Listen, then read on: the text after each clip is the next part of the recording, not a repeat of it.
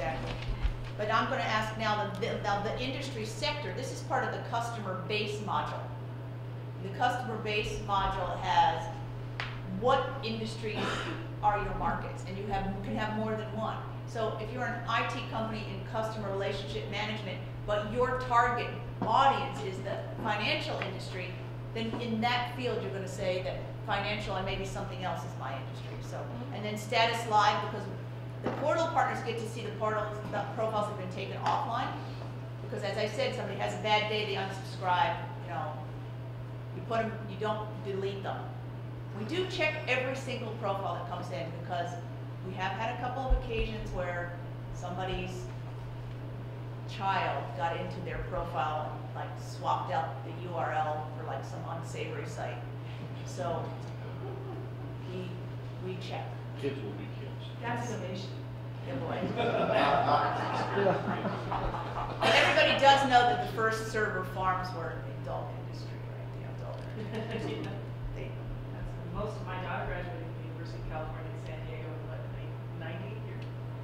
No, 94, 93. And much of her graduating class that was in IT was in the foreign business. And you know, they got along. They made a lot of money. She's still amplifying DNA at the zoo and just got raised $60,000, which is what they were starting at. Yeah, 15 years ago. Believe me, I understand. All I wanted to do right now is just to give you a look what a report on the screen is, but you can also download this report and do a post-processing on it. As I said, this is just to give you an example. That's the basic report, but then every single one of these has a profile that pops up here. All of which are, that's not as long a profile, but there are some probably that are very long. So it depends on the partners, depends on what they've engaged us to do. It depends on a lot of things about how big the profile is and how dense it is. The more dense it is, though, the more likely that somebody's going to find you and you'll be able to engage in matching things up. I will tell you that the Department of Defense is all those fields you saw on the big profile, that really, really long one. They want us to be able to make these filters, this handful of filters here at the top, be every field in every single field in every module. So we're going to do it. So they're going to pay it by the end of the summer. You buy a portal, you get the back-end searchability of the whole thing to run reports, and there's also a broadcast email function in here, which is less than what I really want, but you can contact companies. So you can run a search and only contact those companies because you're about to talk about new irrigation technology, and you don't want to talk to people whose plants don't need water. I mean, I don't know. So that's the other feature there. Is there something else I can do? Again, there's nothing that takes the place of knowing your companies and your assets. Question on functionality. If I am a company that's in, let's take your example of the construction guys that are in the aerospace. So when they put their profile on there, does the software itself actually search keywords or something to put them into the aerospace and also put them in construction? Yes. So they don't have to do that. No, no. The front end publicly searchable engine is a Google device, and the back end is borrowing from the Google device to run the searches. But the criteria to sort into a portal are completely automated and programmed in, with the exception of the innovation questions. And then if you're a portal partner in the innovation portal, we ask those 3 questions, and if you can answer yes to any one of them, you can click the little button and it puts it in the portal. But the company doesn't have to do that. We do that as every single profile comes in. Now, again, if somebody has an algorithm for that, I'm happy to know what it is. Okay, so you guys manually do that. Just for the innovation question. Every other portal is automated. Oh. Joe, Marine, one of the things that just come to my mind, and maybe Spencer can speak to this, we're looking, I think, at some way to kickstart this effort, right, to go about it. And I'm just thinking about, when you said people from the Northwest, paid a block of money to go, and you created 1,000 profiles. It seems to me that's kind of a way to kickstart the program, right. To do something. But it was $1 million. No, not I mean. 100,000. 100,000, not $1 million. but it's something like, you know. I was thinking the zeros. No, I didn't say 1 times 10 to the 6th. I didn't say that. No, I'm just, I'm just trying to, I think one of the things we're grasping around the table here is, okay, we're gonna have some discussion groups and figure out what it is, but at some point in time, we say, let's get moving on this. And I think what you wanna do is, how do you kickstart, how do you get some critical mass going where you get people buy into the program? What happened in the Pacific Northwest, I mean, you know, these serendipities, these confluences, which I think that, and I looked at some of the other tools that you guys are going to talk about today, I can see where what the connectory has in content could be married with some of those things and be extraordinarily powerful. But what happened in the Pacific Northwest is that that customer also had defense money, and they had a mandate to develop a buyer-supplier website. And they needed to spend it, and he got way more out of his $100,000 with us than he would have if he'd started with 0 and 1, right? Which is, so that's how, so he said, before, I want you to do all the technology to build the portal. I'm going to work on spreading the story. I'm going to use money that's not defense money to start spreading the story. I'm going to pay you to develop profiles. So, and we're going to contact all those companies before it goes online, so they all knew it was going to launch at the same time. And that was part of what he invested in. He said, I know that if I wait for my companies to come to an empty portal, then it's good, they're going to go one at a time, and it's going to grow in like 10, 20, 30. So did you develop that without the company's permission? You went ahead and built a profile? As long as it's publicly available information, and then we don't post until You have permission. we have permission. Yes. How does this compete with commercial services like Dun & Bradstreet? Well, you know, for Dun & Bradstreet, you have to pay per record to go get their information, right? You can get, there's some, they tease you a little bit with the free site. You notice those profiles are there for God and everyone to see, right? So we don't pretend to be Dun & Bradstreet. We're also not officially linked to the Central Contractor Registry where your Dun's number is, you know, your be-all and end-all number.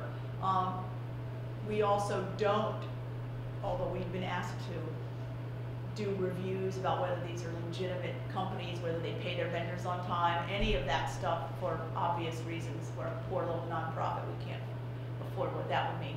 But you know, Dunn's goes out there and collects all that information, and you know, the companies don't have to provide it. They go out and search the internet about whether they're good customers or bad customers, those sorts of things.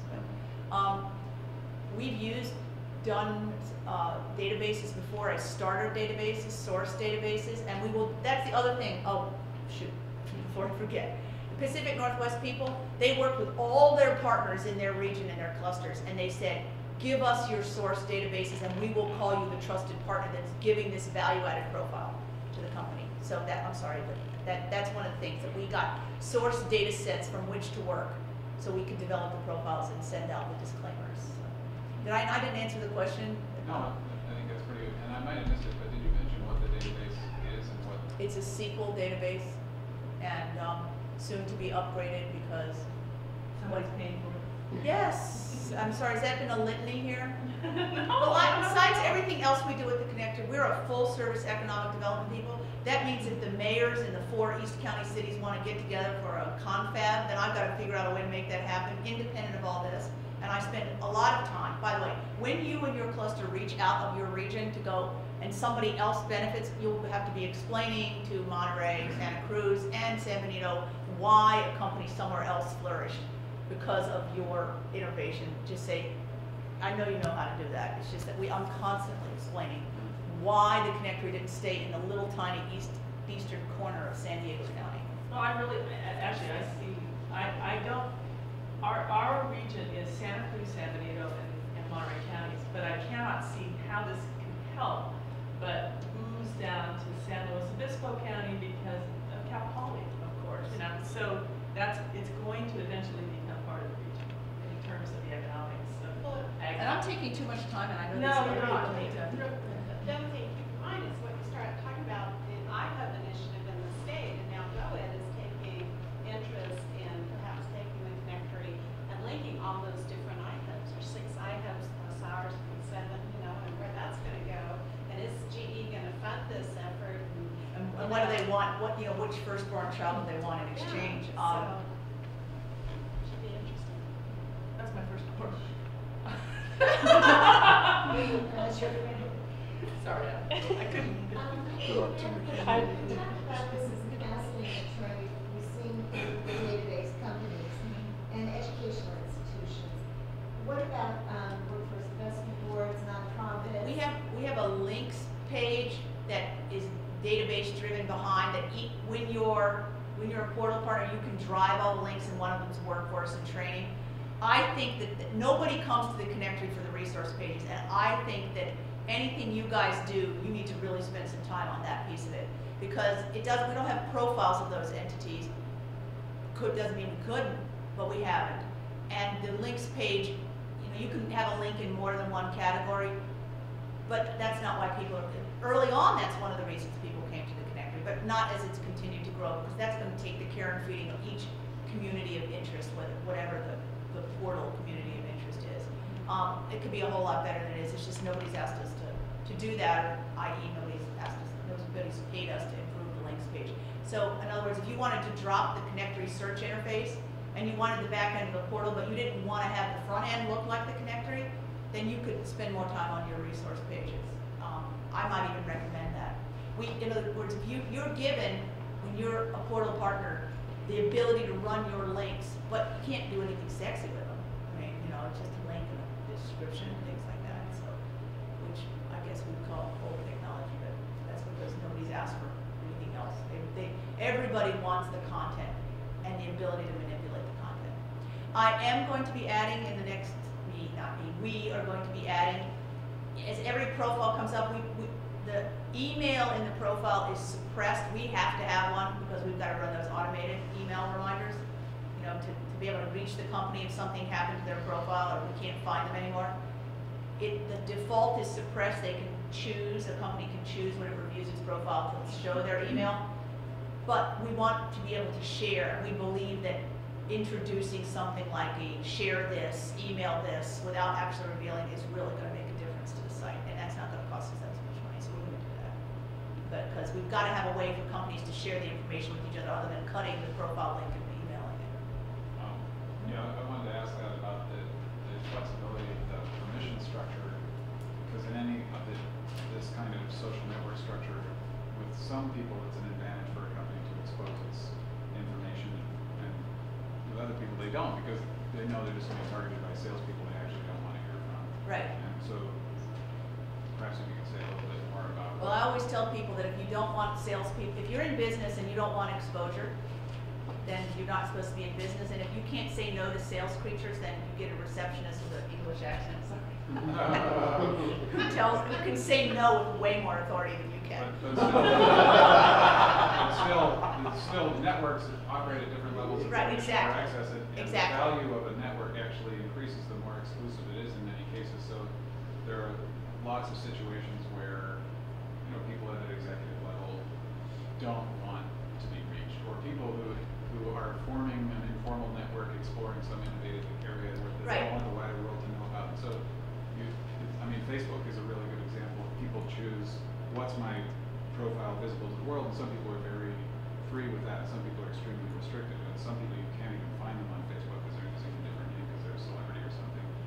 And Facebook is very flexible in allowing people to have all those different levels of control. And much of the network that somebody forms on Facebook, whether they're a teenager or a senior executive, is built out of that. There's absolutely no reason, we don't have those right now. There's absolutely no reason there couldn't be portals that only some people see. There are sections of the profiles that only the portal partners see. That's the protected area where you could put certain information.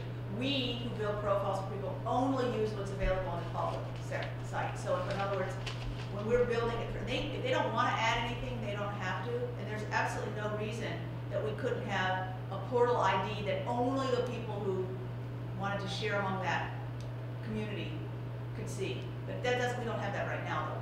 And so you could also have only the back end and not the front end. You don't have to have the public site. So you said that some people are using your back end, but they're creating their own front end. No, not that, what I'm saying is that right now, we give people a front end portal and we can just create the front end without the back. We have to create the back end to be able to do the segmenting. But they don't actually always have access to it. What I'm saying is that, I can go, the state of Oregon, Yeah, that's good. took the iframe of the search interface, and I can go find that, except that I love them, except that their page is so hard to navigate to. But I can go find it. What they did is inside their economic development page, they have a page about the connectory and their partnership with the Pacific Northwest Defense Coalition. And when you're on that page, you search and return only the Oregon profiles from the Northwest Network portal. And so they can search, they can see their displays, and they can look at the maps, but they can't like touch this back end and run dynamic reports and do broadcast emails. So they drop the search interface into their website. And I'll be able to show you that. I just really feel Can bad that other they people. take your data? It's our data. Yeah, can they take your data after searching, filtering, and then present it in their own front end in a different way than you would be presenting it? We've done it so it's our profile, not presented in a different way. So in other words, when you saw what a profile looks like, that's what you see. Maybe I should go find it. It's embedded. It's embedded. It's not an API. No. So I guess We've where I was- discussed that with people. It's just that that's another step forward in API than Where just I'm embedded headed with that on. is if you've got different partners out there that are potentially extending functionality of your site, is that would you first off, do you have that? Secondly, if you do have different partners doing that, is that purely their own effort, or is it something that could be We've done it that could be collaboratively. integrated back into your Right. functionality? Absolutely. It's a joint development project. Exactly. We've done that before, and we're always happy to do that. I mean, we've done it where, again, we didn't have the functionality to go U.S. wide and what that was going to mean, and the Pacific Northwest was one of the people who collaborated with also the Defense Department, because they insisted that we stop being a California-only tool. It didn't take a whole lot of investment to do it. We still had to do it. We still had to test all little pieces. That's the part nobody thinks about, is testing all the little pieces to make sure it worked together. If we had another way of collaborating that increased our functionality, maybe actual money doesn't change hands. Maybe it's just mutual benefit. And so we've done those kinds of things as well. Yes, throughout this presentation, you pointed out a lot of areas where your functionality could be improved or usability could be improved. And if you've got a bunch of different partners that are potentially working on different aspects of improvements,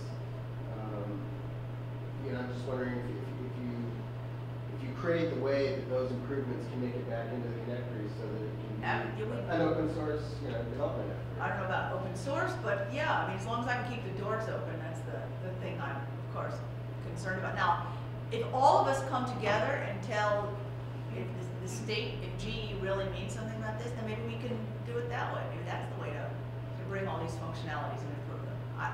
I don't know. I think kind of we're at a point that we have to figure out what is it we want to do. And then when we figure that out, and then I think we come back to you, Marie, to say, okay, here's what we want to do as a connectory fit into what we're doing. I think from what we've gathered today, I have a lot better understanding of things. Yeah. And it's how you're going to apply it, that near sourcing initiative that Connect is doing. It's not just to access the information. They're going to use the database. So they're going to teach their entrepreneurs and residents how to use the database, but also to help their entrepreneurs understand what a near source provider of prototyping or design or testing or whatever it is better for them than necessarily going overseas. And they're going to have a whole framework series, a series of training classes to also teach the contract manufacturer what it means to work with an entrepreneur. An innovation entrepreneur is different than getting a build from spec from Boeing, right? So those kinds of things. So most partly because the price tag is going to be different. Plus, they're also not going to sit in your backyard every 5 minutes and inspect you and tell you to make your prices lower and lower and lower. So yes, you have to decide what you want. If I can give you no other message than any other message today, whether you are interested in the connector or you're not, is that there's no substitute for getting out and knowing what your assets are. And this is one thing when we talk about an inventory of our assets. This I'm seeing one asset, which is businesses, regional businesses. Yes. And so we've been talking about, you know, what are we going to inventory? Are we going to inventory some of the recreational resources, the bicycle manufacturers or guitar manufacturers? You know, of course, those would be businesses. But we're looking at golf courses in the area, bike paths, equestrian paths, all that kind of stuff.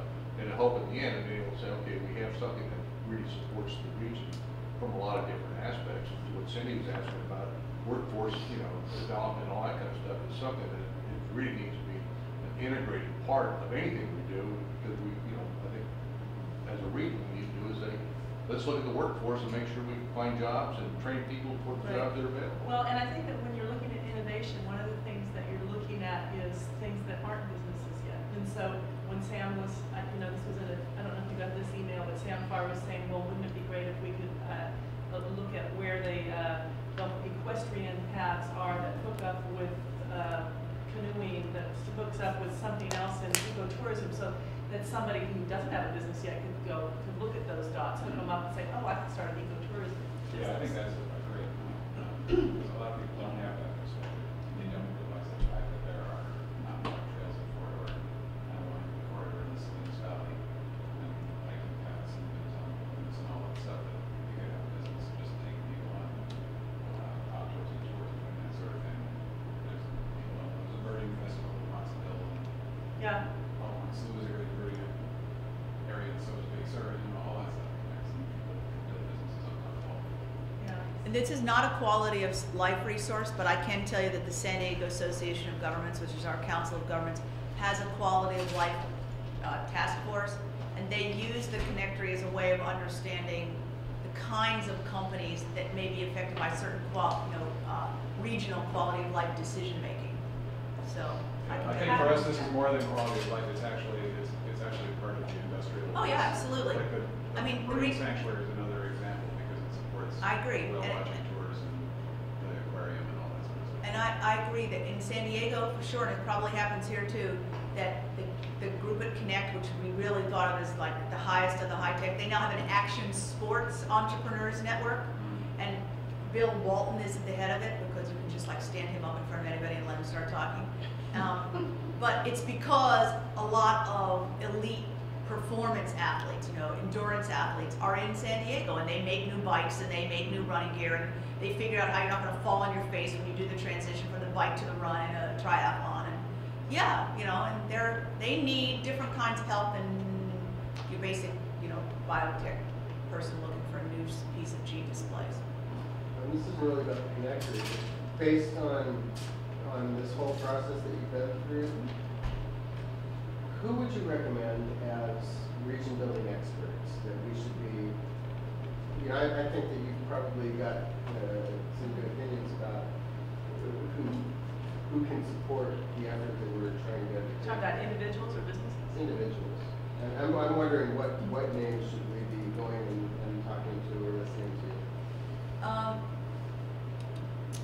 It is a daunting task, and there are people that maybe have great experience with how to get through this. I absolutely will refer you to any of my portal partners. They'll be happy to talk to you. Some have to do a better job at finding ways to move it forward than others. Absolutely, I'll let you talk to Bryce Barrett of the Pacific Northwest Defense Coalition. He's been, you know, somebody who doesn't get confined by tunnel vision, who looks at the bigger picture. I would recommend, but I can give you some names of our portal partners. I don't even know the gentleman from GoEd who's been in contact with me. His name is Lewis Stewart, but when that happens, I hope you guys are at the table for that. That when there's the discussion by the different iHubs, I hope you're at the table so you can say, we heard a presentation, we've already got some questions, you know, connectory may be something we want, but it's not everything we want. What do we talk about? Let's talk about, open up the discussion about everything we want, but he's the gentleman who's actually supposedly coordinating the iHub efforts at the state. And we didn't get our iHub, you know. Oh, we didn't? No, our iHub was rejected. Salinas Valley. We got it wrong. Steve Frisch this year. So there, but yours came with money and theirs didn't. That's right. Can I make a suggestion? I think we're starting, Let me let the other, I feel so bad. oh, No, don't don't feel feel bad, bad. I don't feel bad, you know, because We can always get together. you know, we could, you know, we bring Chris down. But I wanna and see all them. that kind of- Yeah, well, okay, but I think we ought to probably let them get on and do that. So we probably ought to take a 5-minute break here and Sure.